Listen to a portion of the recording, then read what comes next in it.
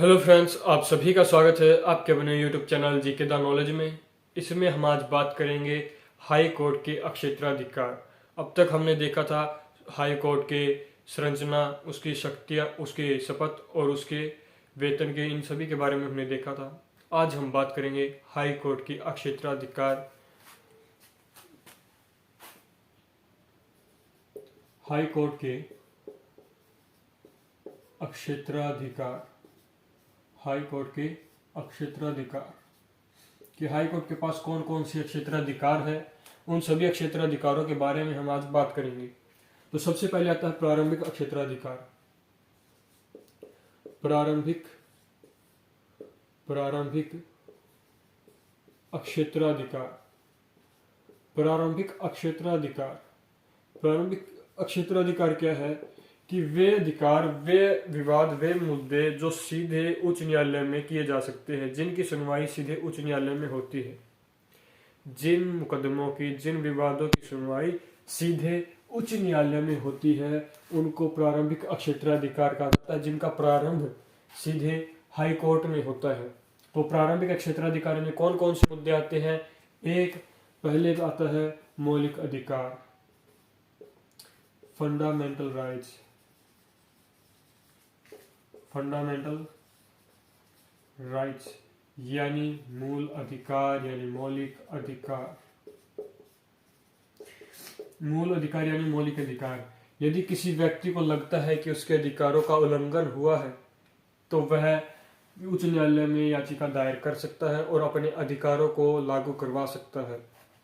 लागू करवाने के लिए जो सुप्रीम कोर्ट है, जो हाई कोर्ट है, वो क्या करेगी? 5 रिट जारी करेगी। 5 रिट जारी करेगी। 5 रिट जारी करेगी। उसके माध्यम से उस व्यक्ति के अधिकारों को लागू किया जाता है। इसके अलावा रिट जारी कर सकती है अन्य वैधानिक अधिकारों पर भी। अन्य अधिकार जो होते हैं, जैसे वैधानिक अधिकार, अन्य वैधानिक अधिकार, अन्य वैधानिक अधिकारों पर भी रिटों को जारी कर सकती है। कौन? उच्च न्यायालय। अन्य वैधानिक अधिकारों पर भी रिट जारी किए जा सकते हैं, और उनको कौन करती है? जो हाई कोर्ट होता है, उच्च न्यायालय। दूसरा क्या है कि जो एमपी और एमएलए के बीच अगर निर्वाचन संबंधी विवाद हो जाए, एमपी और एमएलए के निर्वाचन संबंधी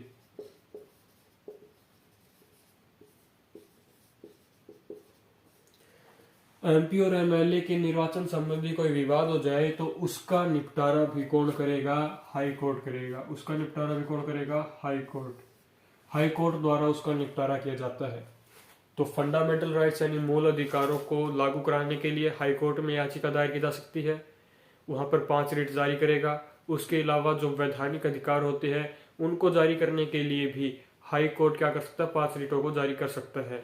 इसके अलावा एमपी और एमएलए के जो चुनाव होते हैं, निर्वाचन संबंधी जो विवाद होता है, एमपी और एमएलए के निर्वाचन संबंधी विवाद भी कहाँ पर सुनवाई होती है? हाई कोर्ट यानी उच्च न्यायालय में होती है। ये इसका प्रारंभिक अधिकार क्षेत्र होता है। उसके अलावा बात करते हैं अपीलीय अधिकार क्षेत्र। अपीलीय अधिकार क्षेत्र। अपीलीय अधिकार क्षेत्र या क्षेत्राधिकार। अपीलीय अधिकार क्षेत्र में इसमें वे मामले आते हैं जो दीवानी और फौजदारी। इसमें 2 प्रकार के मामले होते हैं, एक दीवानी और एक फौजदारी। इसमें 2 मामले आते हैं। अपीलीय अधिकार क्षेत्र में 2 चीजों की अपील होती है, एक दीवानी मुद्दे की और एक फौजदारी मुद्दे की। इन 2 मुद्दों की अपील यहाँ पर की जाती है। अपील किस प्रकार की जाती है? जो निम्न स्तरीय जो न्यायालय होता है, या जिला स्तरीय या अधीनस्थ न्यायालय होता है, अधीनस्थ न्यायालय या निम्न न्यायालय कह सकते हो, निम्न न्यायालय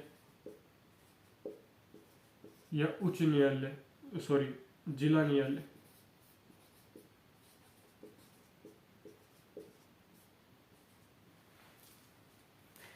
दीवानी जो मुद्दे होते हैं वो अधीनस्थ न्यायालय, जिला न्यायालय, निम्न न्यायालय, इनमें से एक ही बात होते हैं। तो इनमें कोई मुद्दा संपत्ति से संबंधित है, दीवानी में संपत्ति घरेलू मुद्दे आते हैं, तो जो जो मुद्दा संपत्ति से संबंधित है और संपत्ति कितनी 5,000 रुपये, 5,000 रुपये, 5,000, 5,000 क्या है रुपये, 5,000 रुपये व इससे अधिक की राशि से संबंधित है, इससे अधिक 5,000 रुपये व इससे अधिक राशि से संबंधित है, तो उसकी अपील हम कहाँ पर कर सकते हैं? अपील कर सकते हैं हाई कोर्ट में।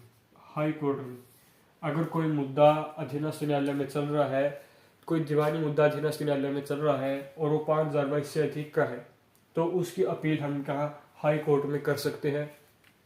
इसी प्रकार फौजदारी में है, फौजदारी में दंड संबंधित मुद्दे आते हैं। दंड इसमें क्या है? अधीनस्थ न्यायालय द्वारा किसी व्यक्ति को 4 वर्ष या इससे अधिक, 4 वर्ष या इससे अधिक की सजा दी गई है, किसी व्यक्ति को 4 वर्ष या इससे अधिक की सजा दी गई है, तो वह भी अपील कर सकता है। कहाँ पर? हाई कोर्ट में। हाई कोर्ट में अपील कौन कर सकता है? जिसको अधीनस्थ न्यायालय ने 4 वर्ष या इससे अधिक की सजा दी हो किसी दंड में, किसी कार्य में। इसके अलावा अगर मृत्युदंड देता है, अगर अधीनस्थ न्यायालय किसी व्यक्ति को मृत्युदंड देता है, तो यह हाई कोर्ट का जांच पड़ताल करनी पड़ती है कि यह उचित दिया है या नहीं दिया। जब हाई कोर्ट के लिए आवश्यक है कि वह जांच पड़ताल करे, जांच पड़ताल करने के बाद ये निर्णय निकालेगा। अगर उसको लगता है कि ये उचित रूप से दिया गया है इसको दंड, तो उसको फांसी दी जाती है। जिसको मृत्यु दंड यानी फांसी दी जाती है, तो वह हाई कोर्ट उसकी जांच पड़ताल करेगा और फिर ही क्या करेगा? उसके निर्णय को अंतिम निर्णय घोषित करेगा। तो यह है इसके अपीलीय अधिकार क्षेत्र, जिसमें अपील की जाती है दीवानी और फौजदारी मामलों से संबंधित। जो मुकदमे अधीनस्थ न्यायालयों में दीवानी या फौजदारी संबंधित होते हैं, उनकी अपील हाई कोर्ट में की जा सकती है। तो ये थे प्रारंभिक और अपीलीय अधिकार क्षेत्र।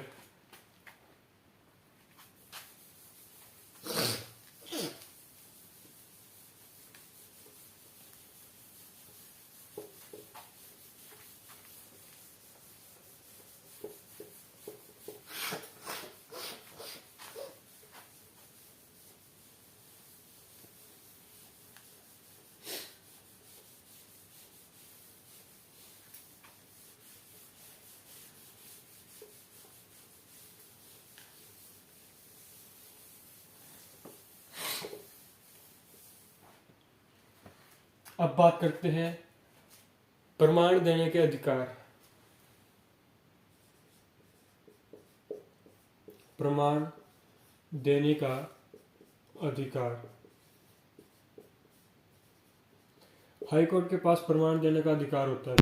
प्रमाण देने का अधिकार किस प्रकार है कि अगर कोई मुकदमा या कोई मुद्दा जिसका निर्णय सर्वोच्च न्यायालय ने दे दिया, तो उसके विरुद्ध अपील करने का अधिकार जो है, जो अपील कर सकते हैं हम सर्वोच्च न्यायालय में।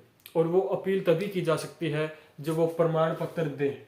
हाई कोर्ट प्रमाण पत्र दे कि आप अपील कीजिए, तभी अपील की जा सकती है। सभी मुकदमों में अपील नहीं की जा सकती।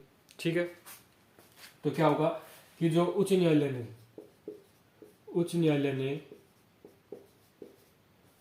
ने जो निर्णय दिया उसके विरुद्ध अपील करना। और कहां पर? सुप्रीम कोर्ट में। तो उच्च न्यायालय ने जो निर्णय दिया उसके विरुद्ध अपील सुप्रीम कोर्ट में की जाती है। और यह अपील तभी होगी जब हाई कोर्ट क्या करेगा? हाई कोर्ट क्या करेगा? प्रमाण पत्र दे कि आप सुनवाई करवा सकते हैं। प्रमाण पत्र दे कि आप इस निर्णय की सुनवाई सर्वोच्च न्यायालय में करवा सकते हैं। तो व्यक्ति क्या करेगा? प्रमाण पत्र लेकर, या फिर जो हाई कोर्ट है प्रमाण पत्र दे देगी उस व्यक्ति को, और सुप्रीम कोर्ट में उसकी अपील होगी। और सुप्रीम कोर्ट में अपील भी तब होगी जो कोई विशेष विषय होगा। विशेष विषय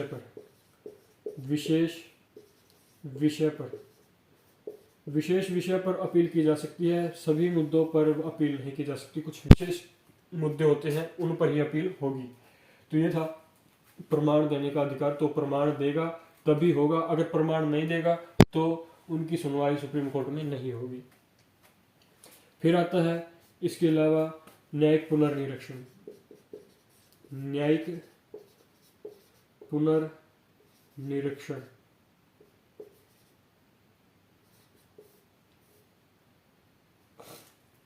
न्यायिक पुनर्निरीक्षण आता है तो इसमें क्या करता है कि जो विधानमंडल या फिर संसद के द्वारा कोई ऐसा कानून, ऐसा नियम बनाया गया है जो किसी अनुच्छेद या धारा का उल्लंघन करता हो। इसमें क्या है, संसद या विधानमंडल कोई ऐसा कानून बनाती है, कानून निर्माण करती है जो संविधान के किसी अनुच्छेद व धारा का उल्लंघन करता हो तो उसको असावधानी घोषित कर सकती है। न्यायिक पुनर्निरीक्षण में यह अधिकार है कि अगर कोई संसद या विधानमंडल कोई ऐसा कानून का निर्माण करे जो संसद के जो किसी अनुच्छेद या धारा का उल्लंघन करता है तो उसको असावधानी घोषित कर सकती है। न्यायिक पुनर्निरीक्षण के माध्यम से उसको असावधानी घोषित किया जा सकता है। ये इसके पास पावर है।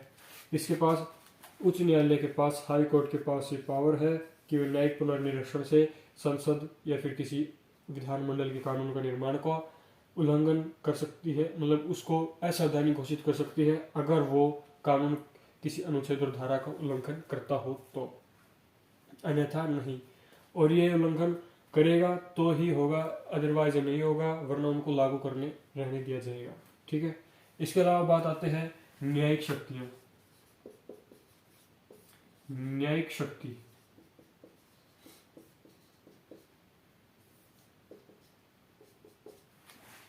जो न्यायिक शक्तियां भी प्राप्त है किसको, हाई कोर्ट को। न्यायिक शक्तियां किस प्रकार प्राप्त है कि जो उच्च न्यायालय यानी हाई कोर्ट के अधिकार क्षेत्र में आने वाले जितने भी न्यायालय हैं, हाई कोर्ट के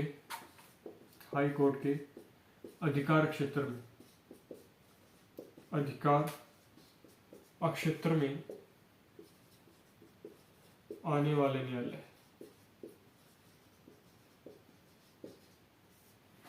हाई कोर्ट के अधिकार क्षेत्र में आने वाले सभी न्यायालय या अन्य न्यायालय जिनके ऊपर अधिकार होता है हाई कोर्ट का, हाई कोर्ट के अधिकार क्षेत्र में आने वाले न्यायालयों का न्यायिक शक्ति प्राप्त है हाई कोर्ट को। हाई कोर्ट को न्यायिक शक्ति प्राप्त है क्योंकि जो उसके अधीन न्यायालय आते हैं, अधीन न्यायालय मतलब अधीनस्थ न्यायालय आएंगे, क्योंकि हाई कोर्ट के ऊपर तो सुप्रीम कोर्ट है और उससे नीचे सभी जो उसके राज्य यानी उसकी जो सीमा बाउंड्री में, मतलब कोई पंजाब हरियाणा है तो पंजाब हरियाणा हाई कोर्ट है, उसके नीचे आने वाले उसका अधिकार क्षेत्र कितना है, पंजाब हरियाणा और चंडीगढ़, ये 3 अधिकार क्षेत्र है। और इन अधिकार क्षेत्रों के बीच में जो अन्य न्यायालय आते हैं, अन्य न्यायालय डिस्ट्रिक्ट न्यायालय होंगे, और वो डिस्ट्रिक्ट न्यायालय या अधीनस्थ न्यायालय क्या है, उनके ऊपर नियंत्रण किसका होता है, हाई कोर्ट का।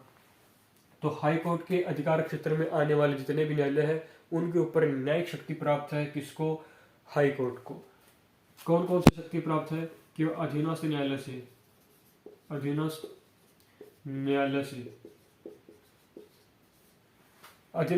उनकी कार्यवाही की मांग कर सकता है, उनकी कार्यवाही की मांग। जो अधीनस्थ न्यायालय है उनकी कार्यवाही की मांग कर सकता है, उनसे मंगवा सकता है उनकी कार्यवाही को मंगवा सकता है, उनकी कार्यवाही के लिए नियम बना सकता है, कार्यवाही के नियम बना सकता है, कार्यवाही को मंगवा सकता है, नियम बना सकता है। उनके लिए अधीनस्थ न्यायालयों के लिए क्या कर सकता है, रिकॉर्ड जारी कर सकता है, रिकॉर्ड या नियम जो है लागू कर सकता है, नियम बना सकता है कि किस समय क्या कार्य किया जाएगा, कौन सा कार्य होगा, रिकॉर्ड कार्य क्या कब होगा, उनके निर्णयों को मंगवा सकता है। जो निर्णय अधीनस्थ न्यायालय देते हैं उन निर्णयों को मंगवा सकता है, अधीनस्थ न्यायालयों के निर्णय को मंगवाया जा सकता है, अधीनस्थ न्यायालय के निर्णय को मंगवाना। जो अधीनस्थ न्यायालय निर्णय देता है उनको मंगवा सकता है अपने पास। इसके अलावा एक और इम्पोर्टेंट न्यायिक शक्ति है, वो क्या है, जब राज्यपाल उपस्थित ना हो, जब राज्यपाल का पद रिक्त हो, राज्यपाल का क्या हो, पद रिक्त हो, राज्यपाल का अगर पद रिक्त है तो कार्यवाहक कार्यवाहक, राज्यपाल का पद रिक्त है तो कार्यवाहक के रूप में हाई कोर्ट का जो सर्वोच्च न्यायालय होता है, सर्वोच्च न्यायाधीश होगा, वो क्या करेगा, कार्यवाहक के रूप में राज्यपाल के पद पर कार्य करता है।